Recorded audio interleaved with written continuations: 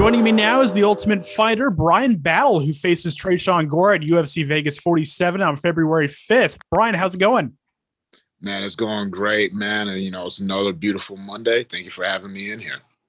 Absolutely. Well, to start off, what's the energy been like at the gym ahead of your fight against Tresean, and how are you feeling ahead of this one? Well, I'll tell you, man, the energy at my gym is always great. It's always great. That's one of the reasons why when people ask me if I'm going to leave and, go to a mega gym, I can't imagine because, my coaches know me. We've been doing this for a long time. My teammates are great. There's some guys that, you haven't heard of yet, but you're going to hear of down the road. So the energy's been fantastic, but the energy is always fantastic. You know what I'm saying? That's just the way Highest Stand does things. Yeah, absolutely. And you guys were supposed to fight back in August in the Ultimate Fighter finale. How quick did the UFC come to you with this fight after the win over Gilbert?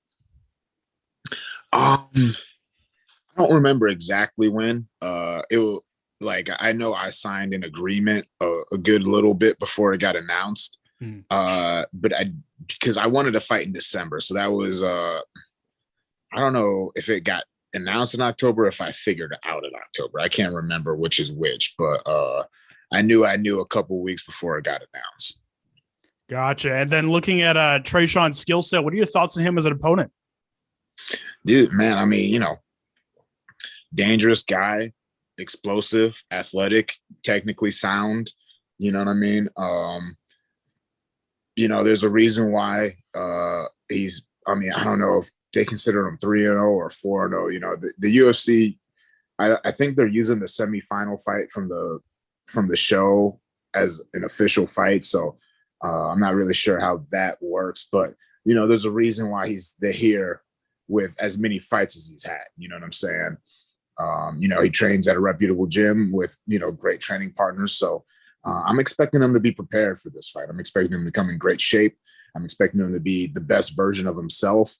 And I wouldn't want anything other than the best version of Tresean. You know what I'm saying? So, fingers crossed. Hopefully that's what me and the fans get come February 5th. So we'll see. Who's going to be cornering you for this fight? Same people as last time. Same guys. Sensei Tom, Sensei Kevin, Sensei Tony. You know what I mean? Like I said, we've been doing this for a minute. We kind of got assigned to this stuff. Look to just keep on improving and getting better. The coaches are looking to get better at coaching. I'm looking to get better at fighting. We're all just, learning and growing together. Absolutely. And obviously, got to talk about winning the Ultimate Fighter. What were those moments like just after you won? What was that feeling and what was going through your head in that moment? Well, I mean, obviously, right after the fight, one of the biggest things is just like, just this huge relief of something that you've been preparing for, an extended period of time. And, just something that, even a year before it happened, just seemed like something that would never be possible. You know what I'm saying? Like, there's a lot of things that have to go right for you to not only be on the Ultimate Fighter, but to win the Ultimate Fighter. You know what I'm saying? So, it was pretty surreal just soaking it all up. And, after the adrenaline wore off, it was like an overflow of emotions. I'm sitting back there getting my stitches and, my coach is giving me the trophies like, hey man, you did this, soak it all up. And, I don't know if I'm just getting more emotional the older I get. You know what I'm saying? I cry more now than I ever have.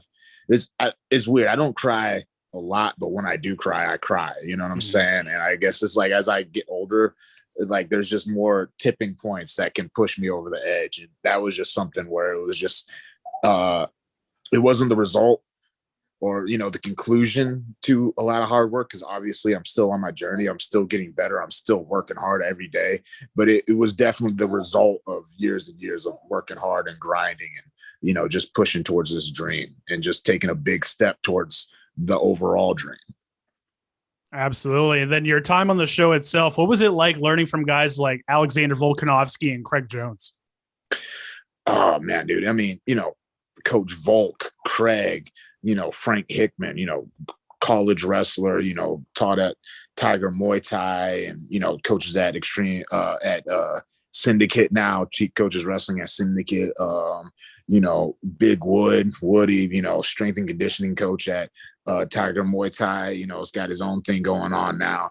Uncle Joe, Volk's coach, the man who built the legend himself. I mean, and even young Colby, you know what I'm saying? Who, somebody that no one's heard of yet, but he's been training with Volk since Volk first started. So, there was so much knowledge in our training rooms to go around that it was almost like, obviously you're there to win the show, but there were some times where I was like a little bit envious of some of the guys. I mean, it sounds kind of like tongue in cheek, but it's like the bulk of the time I was on the show, I was either helping someone get ready for one of their fights or I was getting ready for one of my own fights. So there wasn't a whole lot of time where I could just like ask them, recreational questions that would have nothing to do with the game plan. With that being said, there was still a ton of stuff game plan related that they were able to give me, just like little things. And those very few moments where I was just sitting back, relaxed, and just picking their brain. It was just cool just to pick their brain, just to get, their philosophies, their fight philosophy, you know what I'm saying? Their approach to things and things along those natures. Absolutely. And a lot has changed for you since your last fight. Of course, you're a father now. What has parenting been like in and out of the gym? And what has that whole experience been like for you? Man, it is one of the most challenging, hardest, sleep depriving, rewarding, best things, someone could ever do. You know what I'm saying?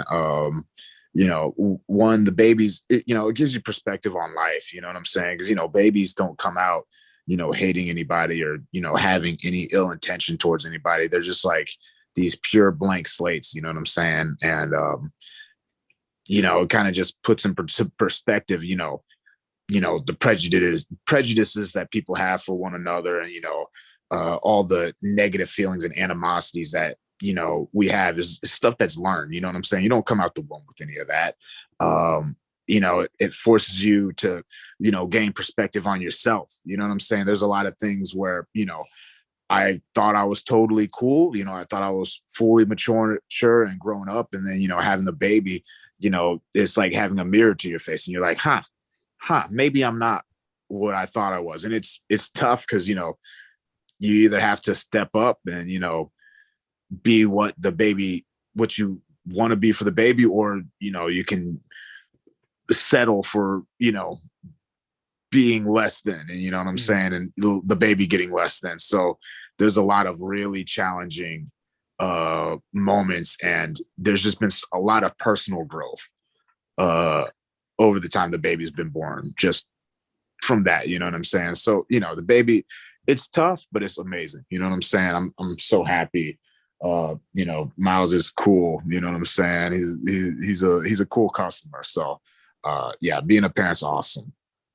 Absolutely. And with UFC Vegas 47 coming up, it's capped off by a big fight in your division, Jack Hermanson versus Sean Strickland. How do you see that playing out? I mean, it's going to be a fun fight. Like, I definitely want to watch that fight. I mean, there's a couple fights on the card I want to watch. I want to watch Maximov's fight because, that's someone who I think I could be crossing paths with in the future. But as far as that fight goes, I mean, I give Hermanson the advantage on the ground. I don't know if he's going to be able to get Sean there, but I think that has to be the game plan for Hermanson to get him on the ground. Not that Hermanson doesn't know how to strike. It's just like, it almost seems like that's just Sean's thing right now. You know what I'm saying? He's in a groove. He's got a lot of momentum going. He's got a couple screws loose, so he doesn't care if you hit him in the head. You know what I'm saying? And so that's why I'm picking Sean for this fight. I think he's got a lot of momentum. He's probably as confident as he's ever been. And Jack, if he's on the other end of things, you know what I'm saying?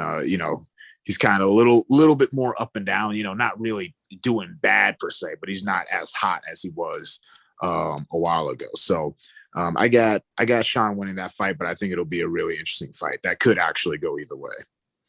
Yeah, absolutely. And then shortly afterwards, we have UFC 271, big rematch between Israel Adesanya and Robert Whittaker. How do you see that playing out? Ah, man, dude, I tell you what, it's a good time to be a middleweight. You know what I'm saying? No, that fight is gonna be it. That fight is it. All comes down to how much Robert is willing to change his approach uh, to fighting Israel. You know what I'm saying? Because uh, the dashing in, unless he dashes in super deep, it's tough because Israel has such a massive reach advantage. He can kind of do those untechnical things like leaning back and fading back, where normally Robert's catching people with punches and kicks, but Stylebender's so long that he's able to hit Robert and lean back in a way that would normally get someone knocked out, and he's just totally clear of any of the strikes. So if Robert's going to want to win this one, he's going to have to use some of that wrestling, and he has it. You know what I'm saying? He's going to have to use that wrestling. And I think he has to fight with his hands up. I don't think he can, come into the pocket with his hands down against Stylebender and, hope to last that way for 5 rounds. You know what I'm saying? I don't see you fighting with your hands down, lasting 5 rounds against Stylebender. So, he's had a lot of time. It's still it's hard for me until I see it to see him taking out Stylebender, because it's just such a bad matchup. Yeah. Matchups make fights, styles make fights, and it's just a terrible matchup for Robert. He probably beats everybody else in the middleweight division, and he can beat Stylebender, you know what I'm saying, but I don't think he does. I gotcha. Before we go, I'll give you the final word to shout out any sponsors you have. Shout out your social media. The floor is yours. All right, thank you. All right, everyone, follow me on Instagram, Pooh Bear Battle 68, no underscores. All right. On Twitter, Bryan Battle 10. I love the Twitterverse. You know what I'm saying? That thing's wild. Everybody on Twitter, you guys are a bunch of maniacs. I love it. Shout out to all the people I gotta shout out. My coaches, Sensei Tom, Sensei Kevin, Sensei Tony, my parents, my wife. I love you, Caitlin. Caitlin's the best. I wouldn't be here without her. Shout out to all my teammates. Shout out to Iridium, man. Iridium's awesome. Jason, Jacob, Ed, the whole team, all a bunch of great people making things happen. And, we're looking to have a big year ourselves. You know what I'm saying? So, man, just everyone who's listening to this, if you haven't been keeping up with me, go back on ESPN Plus. Watch your boy on The Ultimate Fighter. If that's not enough, go on YouTube. There's like a gajillion fights on YouTube. And just keep an eye out for me, man, because I'm going to be on the rise. Absolutely. Well, Bryan, thanks again for your time. We can't wait for the fight, and I'm sure we'll chat again soon. Thank you so much. Yes, sir. You have a wonderful day. Make sure to subscribe to the LowKick MMA YouTube channel for all the latest news, event previews, and interviews with some of the biggest stars in MMA.